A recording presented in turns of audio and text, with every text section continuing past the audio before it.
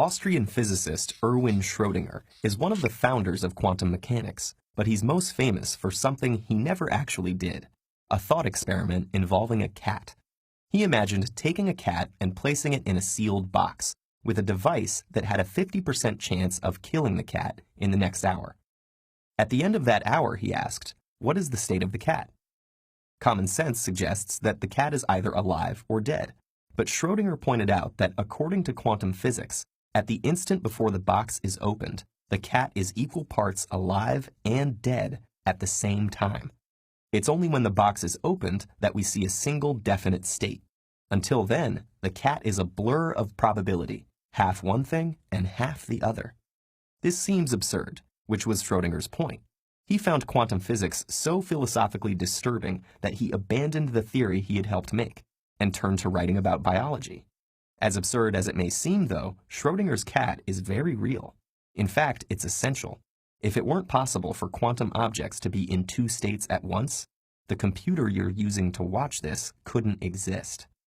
The quantum phenomenon of superposition is a consequence of the dual particle and wave nature of everything.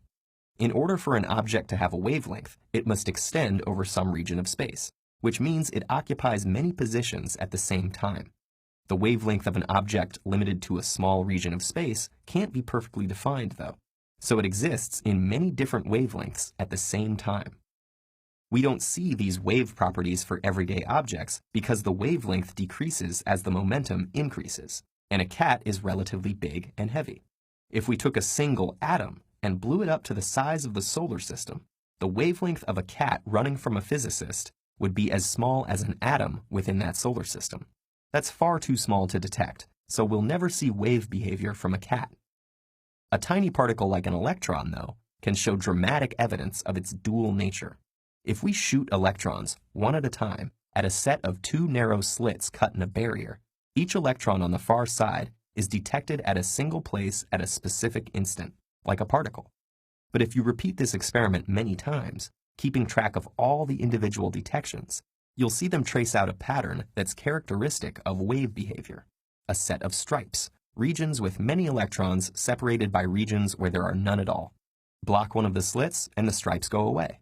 This shows that the pattern is a result of each electron going through both slits at the same time. A single electron isn't choosing to go left or right, but left and right simultaneously. This superposition of states also leads to modern technology. An electron near the nucleus of an atom exists in a spread-out wave-like orbit. Bring two atoms close together, and the electrons don't need to choose just one atom, but are shared between them. This is how some chemical bonds form. An electron in a molecule isn't on just atom A or atom B, but A plus B. As you add more atoms, the electrons spread out more, shared between vast numbers of atoms at the same time. The electrons in a solid aren't bound to a particular atom, but shared among all of them, extending over a large range of space. This gigantic superposition of states determines the ways electrons move through the material, whether it's a conductor, or an insulator, or a semiconductor. Understanding how electrons are shared among atoms allows us to precisely control the properties of semiconductor materials like silicon.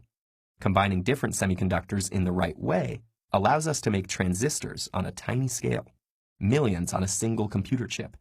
Those chips and their spread-out electrons power the computer you're using to watch this video. An old joke says that the internet exists to allow the sharing of cat videos. At a very deep level, though, the internet owes its existence to an Austrian physicist and his imaginary cat.